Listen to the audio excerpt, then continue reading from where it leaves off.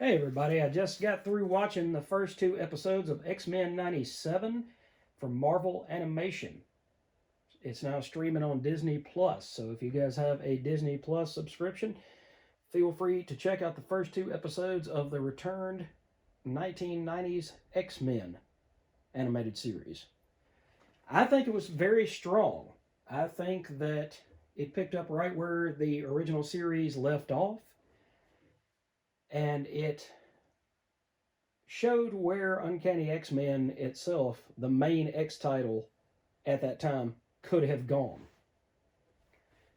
Because I've heard rumors that Xavier was supposed to die in issue 300 of Uncanny X Men, and Magneto was going to take over the X Men.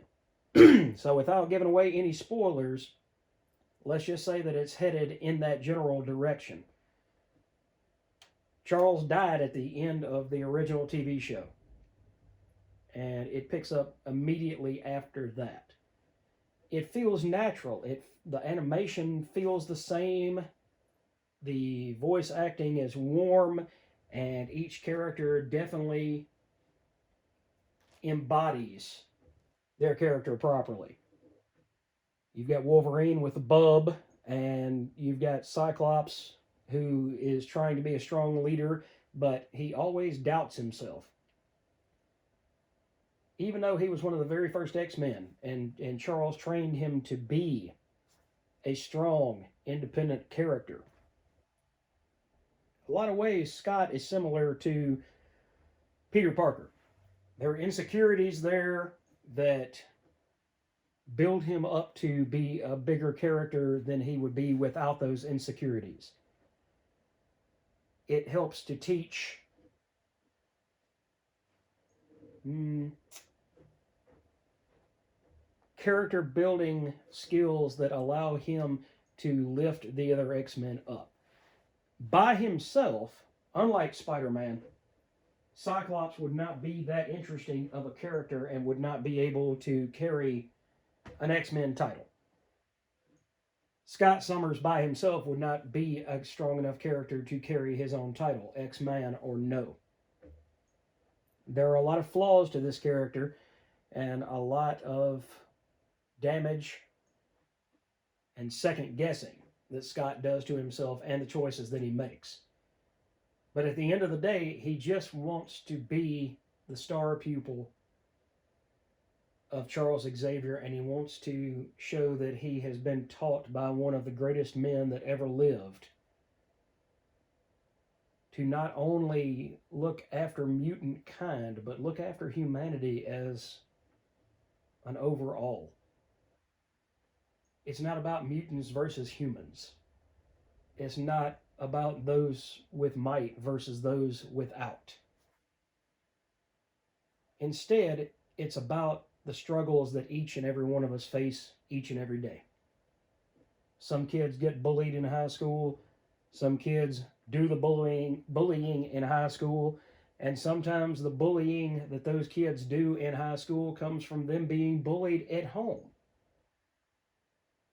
So it's a vicious cycle that sometimes you don't know why the person doing what you consider to be a negative is doing that.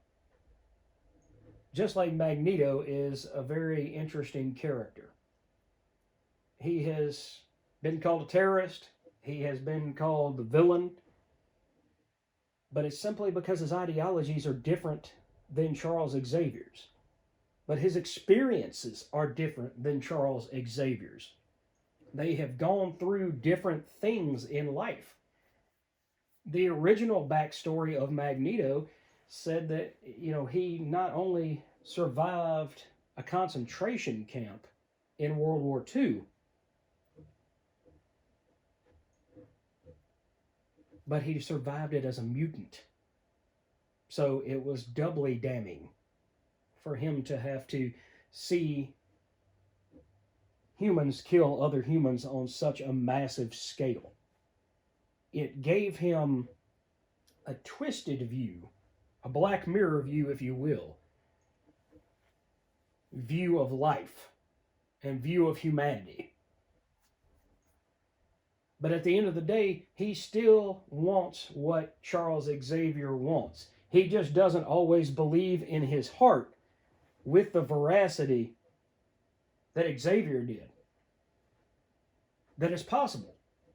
He doesn't believe that humankind is willing to give up their slight amount of power to allow characters and people and X-Men who have great power and could use that for the greater of humanity as well as mutant kind.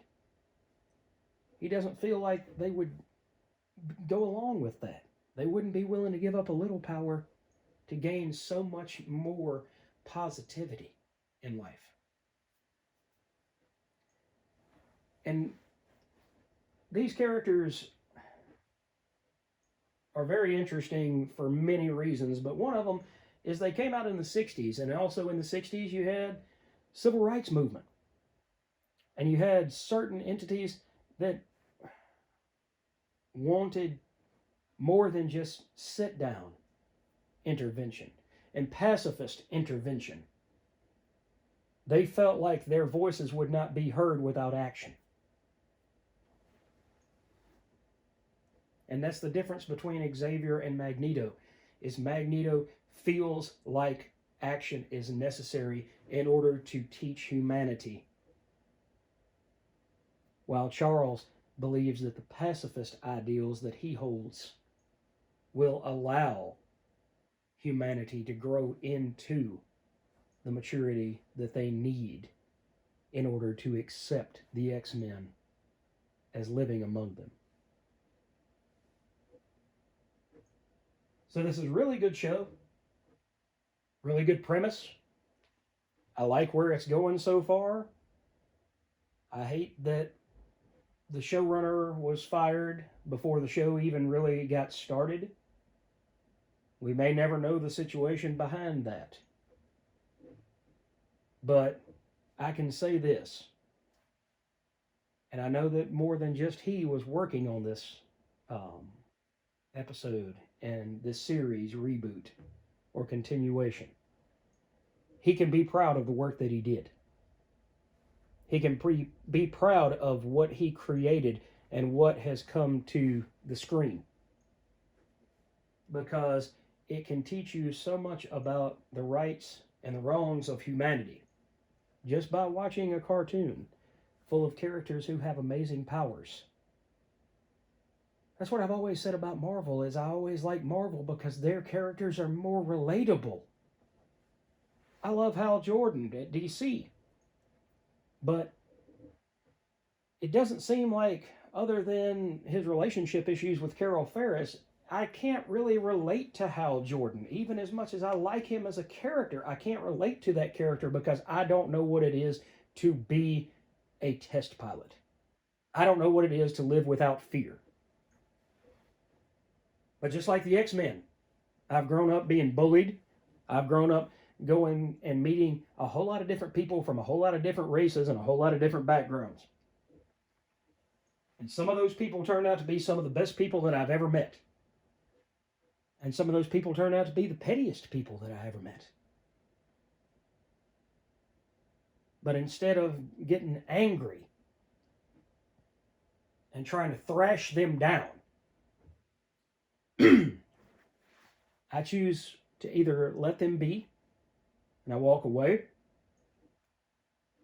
or I choose to let them learn through life experience just as I have learned through life experience, so that they can become a better person, a better version of themselves. I know this is really deep for just a 2-issue exploration of an X-Men animated show, but I don't want to just talk about, oh man, the X-Men are great, and that's if you love the X-Men, you love the X-Men. If you don't love the X-Men, then maybe this show will turn you around and you'll understand the humanity behind the characters. But I want this channel to be more than just sizzle. I want there to be plenty of steak to go along with the sizzle. I want to give you something to think about critically. Why we love these characters, why we attach ourselves to characters who have never lived, why these characters become so important to us that we go spend money, $10, $20, $30, $1,000 to go get early issues of X-Men, early issues of Spider-Man, Hal Jordan, Green Lantern. So as you watch this, enjoy it for what it is. It's good popcorn fun. It really is. But as you go through it, also think about the history behind the X-Men and why the X-Men were created. And one life lesson to take away from this is, the X-Men were going to die. It turned into a reprint series, I think, from issue 66 until issue 93. Uncanny X-Men, which was still titled X-Men at that time, was a reprint series. But then new life was breathed into it. And we came to realize just how important it is to see things from an outside perspective. The X-Men to me are very much like the Inhumans, except that the Inhumans chose to remove themselves from humanity and not have anything to do with them. The X-Men instead are the ones that reach out and try to give somebody a hand as they're falling. And they're there to say, hey, we may be different, but we want the same thing. We both want to live in a world free of violence and hatred. So here, take my hand and let me help you up. Let me keep you from falling. I hope you guys enjoyed this overview. There's two episodes right now. Looks like you've got episode 1, To Me, My X-Men, and episode 2, The Mutant Liberation Begins. So you've got those 2 episodes to check out right now. I hope you guys get the opportunity to do so today. And pop down in the comments section. Let me know what you think about the X-Men, what you think about animation in particular. What can animation do that live action can't? What can animation afford in a cheaper route that live action cannot? And what message, if you really, really love the X-Men, what message have you gotten from the X-Men, and why do you love them so? Tell me why they're so important to you. All right, let's talk down in the comments section. You guys have a great day. I'll see you in the next video.